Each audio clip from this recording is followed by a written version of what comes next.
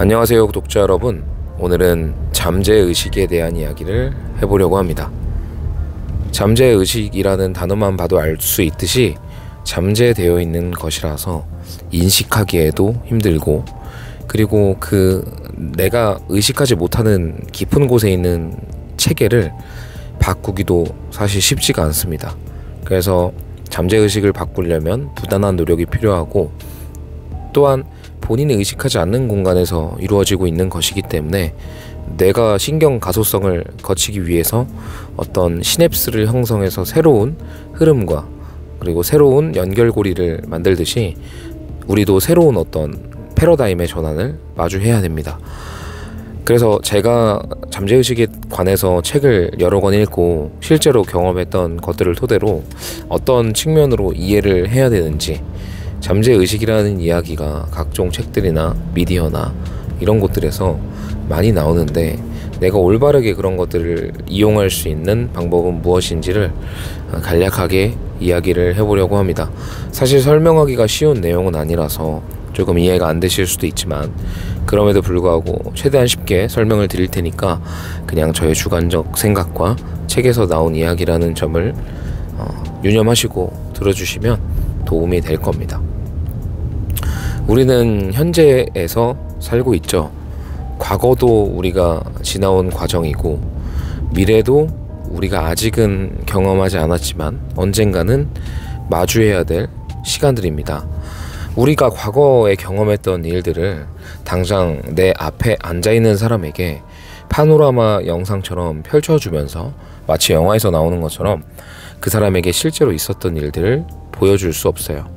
사진 같은 게 있다면 찍혀있던 어떤 그 사진 같은 것들로, 이미지들로 그 사람에게 나의 있었던 과거들을 실제로 있었다라고 내 주장으로 증명할 수 있지만, 그 사람이 역시나 영상으로 또는 그 현재 존재하는 것처럼 냄새, 그리고 느낌, 소리, 시각, 그 모든 부분을 다 충족시키면서 경험을 하기란 쉽지 않은 일이죠. 그래서 과거는 나의 기억 속에만 존재하는 것이고 나의 주장으로만 기억되는 겁니다. 근데 우리는 누구나 다 과거가 실제로 존재했다고 믿잖아요. 그 누구도 아닌 내가 경험했던 일이니까요. 그런 것처럼 우리가 마주하게 될 아직 다가오지 않은 미래도 우리가 먼저 영상으로 누군가 파노라마로 띄워서 우리의 미래다라고 보여줄 수가 없습니다. 다만 그것들을 믿을 수는 있죠. 믿고, 그리고 어떤 말씀드렸던 것처럼 향기를 떠올려보고, 또는 촉각으로, 청각으로, 그리고 시각으로, 즉 이미지, 심상화라고 하죠. 진짜 그곳에 가서 미리 내가 가진 것처럼 사진을 찍어보고, 그리고 내가 이미 그곳에서 경험했던 것처럼 그곳의 향을 직접 맡아보고 그걸 다시 돌아와서 떠올려보고 할 수 있다는 겁니다. 그런 측면에서 보면 과거도 내가 당장 파노라마 영상으로 불러올 수 없기에 존재하지 않는 거고, 미래도 지금 당장 내가 영상으로 띄워볼 수 없기에 존재하지 않습니다. 하지만 과거를 존재한다고 내 기억 속에서 믿는 것처럼 미래도 실제로 존재할 거라고 내 기억 속에서 믿어버리면 그건 결코 과거와 전혀 차이가 없게 되는 겁니다. 사실 지나온 과거와 미래라는 개념 또한 인간이라는 어떤 동물의 인식 체계에서 또는 시간이라는 틀에서 존재하는 개념이지, 무한한 우주의 공간에서는 이런 찰나의 시간은 정말 미래나 과거라고 명칭할 수도 없을 만큼 찰나의 순간들일 겁니다. 언급의 시간들 속에서 이 짧은 시간들의 개념 자체가 의미가 없을 것이고, 우리가 인지하고 있는 이런 인식 체계를 넘어선 우주의 공간은 정말 무한하고 넓고 우리가 알 수 없는 것들로 가득 차 있죠. 그렇기 때문에 인간이 인식하고 있는 개념 자체를 넘어서 어떤 우주적인 관점에서 볼 때 제가 방금 말씀드린 과거와 미래는 전혀 다를 것 없이 단지 우리가 인식하고 있는, 우리가 믿고 있는, 느끼고 있는 그런 것들로 펼쳐지냐, 펼쳐지지 않냐, 또는 펼쳐졌었냐, 아직 펼쳐지지 않았냐 정도로 구분할 수 있다고 볼 수 있는 겁니다.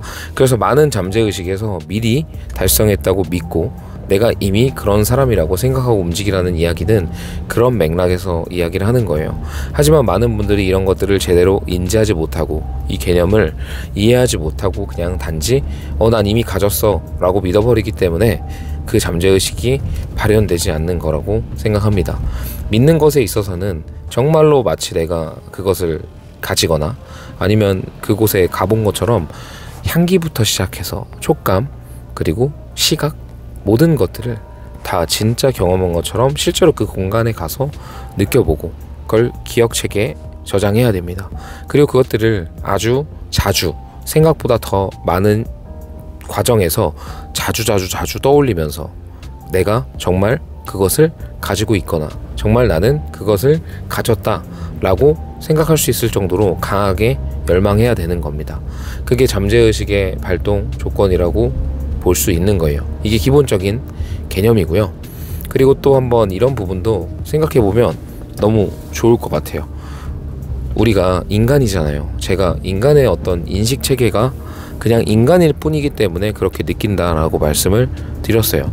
우리가 점심시간에 음식을 먹으러 갔다고 가정을 해볼게요. 그럼 그 음식점에서 아마 음식을 주문할 거예요. 그 음식을 내가 간 곳이 냉면집이라서 비빔냉면을 주문할 수도 있고 아니면 회냉면을 주문할 수도 있고 아니면 물냉면을 주문할 수도 있어요. 그런데 내가 주문한 게 물냉면이라고 한다면 언젠가 내 앞에 도착한 음식이 항상 물냉면입니다. 왜냐하면 내가 물냉면을 주문했기 때문이죠. 그런데 만약에 주문이 잘 안 들어갈 경우도 있을 겁니다. 내가 말을 잘못했다든지 아니면 정말 다른 것을 주문했다든지 실제로 주문이 잘못 들어갈 경우에 내가 어떤 걸 주문했는지 다시 물어볼 수도 있어요. 어떤 걸 주문하셨죠? 라고 말이죠. 아니면 다른 주문 음식이 나올 수 있다라는 거예요. 내가 주문을 잘못했거나 아니면 상대방이 잘못 받아들였을 경우에. 하지만 물냉면을 정확하게 주문을 했다면 그리고 다시 그 이야기를 했다면 얼마가 걸릴지언정 다시 물냉면이 내 식탁 앞에 나올 겁니다. 이 물냉면이라는 개념과 이 점심이라는 개념, 이 주문에 대한 개념을 우리는 음식을 주문하는 거니까 잠재의식과는 전혀 무관하다. 이거는 뭔 소리냐라고 말씀을 할 수도 있는데 인간의 인식체계에서의 음식 주문이지 우주의 관점에서는 음식의 주문이나 우리가 바라고 있는 꿈에 대한 주문이나 별 차이가 없다라는 거예요. 우리가 망막으로 무언가를 봤을 때 그 물체는 노란 바나나일 수 있지만 다른 동물의 망막의 체계로 봤을 때는 바나나가 초록색일 수도 있고 또는 바나나라고 인식을 못할 수도 있는 겁니다. 우리가 볼 수 있는 어떤 인식의 틀과 개념으로만 사물을 바라보고 이해하니까 모든 것들이 연결되지 않는 부분이 있는 것일 뿐 사실 우주적인 관점으로 본다고 하면 점심을 주문하는 것이나 내 꿈을 주문하는 것이나 그저 에너지의 파동일 뿐 전혀 다를 게 없다는 겁니다. 그래서 우리가 물냉면을 주문했을 때 물냉면이 내 식탁 앞으로 언젠가는 오는 것처럼 내가 꿈을 주문할 때도 그 꿈이 정확하게 명령어가 들어가서 주문이 들어간다면 원하는 게 나올 수밖에 없습니다. 하지만 이 잠재의식이라는 게 내면 깊은 곳에 존재하고 있기 때문에 그리고 무의식이 인간의 90%이고 의식이 10%로 굉장히 큰 비중의 차이가 있는 것처럼 이 잠재의식이 사실 무의식의 90%에 해당하기 때문에 내가 인식하고 있는 의식적인 부분에서 10%만 꿈을 바라고 주문한다면 그게 이루어지기란 사실 너무나도 확률이 희박하다는 거죠. 그래서 우리가 인지하지 못하고 있는 무의식의 90%를 내면화시키고 암시하고 활용하는 방법이 잠재의식을 끌어내는 방법이라고 생각하시면 될 것 같습니다. 그래서 이런 잠재의식을 90%의 부분을 끌어낼 수 있으려면 굉장히 스스로 심상화도 많이 하고 시각화도 많이 하고 여러 부분의 나의 인식체계를 다 발동시켜서 반복적으로 주기적으로 일관적으로 지속적으로 계속 원하고 바라야 합니다. 그래서 이런 개념을 이해시켜드리기가 너무나도 어렵기 때문에 아마 100번 필사 같은 개념이 나오지 않았나 싶어요. 그런 것들을 집중해서 쓰는 순간만큼은 내가 온전히 나의 레이더를 그곳에 집중하고 주문을 할 수 있는 겁니다. 심지어 하루만 100번 써라라고 말하는 사람도 없잖아요. 분명히 100번을 뭐 100일 동안 써라, 뭐 1년 동안 써라, 이런 어떤 일정 기간이 주어집니다. 그렇게 일정 기간까지 주어지는 것 또한 그런 어떤 정확한 주문을, 내가 바라고 있는 에너지 파동 같은 것들을 그래도 동일하고 일관적이고 지속적이고 꾸준한 시간으로 계속 활용하려는 의도가 담겨 있다고 볼 수 있는 거죠. 그래서 무언가를 잠재의식으로 원하고 나의 어떤 프로그래밍을 다시 설정할 때, 즉 가소성의 원리를 이용해서 나의 시냅스를 새로 만들기 위해서는 지속적으로 꾸준하고 일관적으로 반복적으로 무언가를 원해야 되기 때문에 그런 것들이 감정이랑 연결이 돼야 지속될 수 있는 부분도 있고, 그리고 또 그래야만 정말 그것이 나의 어떤 내면의 스케치 속에 형성이 되고 그려지기 때문에 꼭 감정을 결합해야만 합니다.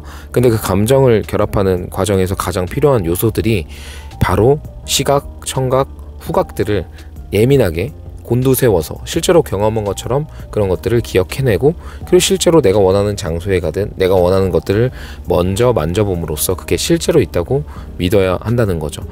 그래서 뭔가 정말 원하는 게 있으시다면 그 원하는 게 장소라고 하든 뭐 물체라고 하든 물건이라고 하든 그 무엇이 됐든 직접 만져보시거나 가보시거나 맡아보시거나 경험을 꼭 해보시거나 보시는 게 좋습니다.